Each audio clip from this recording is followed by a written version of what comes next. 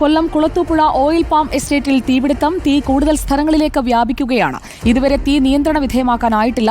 കണ്ണഞ്ചിറ എസ്റ്റേറ്റിലെ എണ്ണപ്പനത്തോട്ടത്തിലാണ് തീപിടിച്ചത്. പുക ശ്വസിച്ച് ദേഹാസ്വാസ്ഥ്യം അനുഭവപ്പെട്ട 3 തൊഴിലാളികളെ ആശുപത്രിയിൽ പ്രവേശിപ്പിച്ചു. ദിലീപ് ദേവസ്യ നൽകും കൂടുതൽ വിവരങ്ങൾ. ദിലീപ് ദേവസ്യ, ഇപ്പോഴും തീ കത്തുകയാണോ അവിടെ?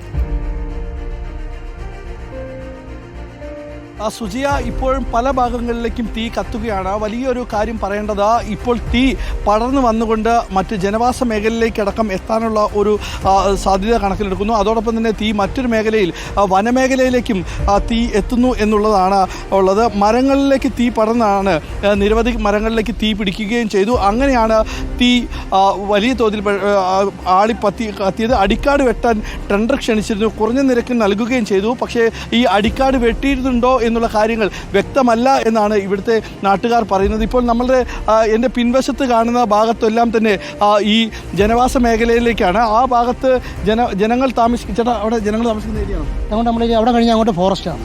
ആ ഫോറസ്റ്റിൽ കയറാതിരിക്കാനുള്ള സംവിധാനം നോക്കുക. നമുക്കിപ്പം ആദ്യം നമ്മൾ മുൻഗണന കൊടുക്കുന്നത് വലിയ എവിടെ താമസിക്കുന്നത്? ഇപ്പോൾ ഇവിടെ എല്ലാം ക്വാർട്ടേഴ്സ് കഴിഞ്ഞാൽ പിന്നെ ക്വാർട്ടേഴ്സ് അപ്പുറ സ്ഥലത്തേ ഉള്ളൂ. ജനങ്ങൾ അവിടത്തേക്ക് എത്തത്തില്ല. അതിനുള്ള സംവിധാനങ്ങൾ മാനേജ്മെൻറ്റ് നോക്കുന്നുണ്ട്. മാനേജ്മെൻറ്റും ഉള്ള എല്ലാ ഫോറസ്റ്റ് ഉദ്യോഗസ്ഥരും ഉണ്ട്.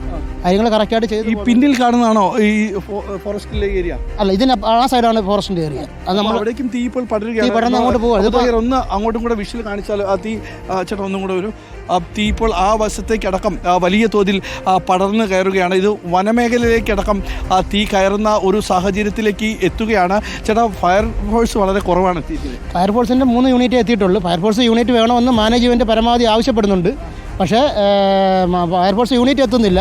ഇവിടെ സീനിയർ മാനേജർ, എസ്റ്റേറ്റ് മാനേജർമാർ, ഫാക്ടറി മാനേജർ, അസിസ്റ്റന്റ് മാനേജർമാരെല്ലാം കഴിവിൻ്റെ പരമാവധി തീ അണയ്ക്കുന്നതിനുള്ള പരിശ്രമങ്ങൾ നടത്തുന്നുണ്ട്. തൊഴിലാളികളുണ്ട്, നാട്ടുകാരുണ്ട്. പക്ഷേ നമ്മളെ മനുഷ്യ സഹജമായി അണയ്ക്കാൻ പറ്റുന്ന സാധ്യത അല്ല. ഇതിന് ഇപ്പോൾ തീ നിയന്ത്രണ വിധേയമാണ്. കൂടുതൽ ഫയർഫോഴ്സ് യൂണിറ്റുകൾ എത്തിയാലേ പറ്റത്തുള്ളൂ.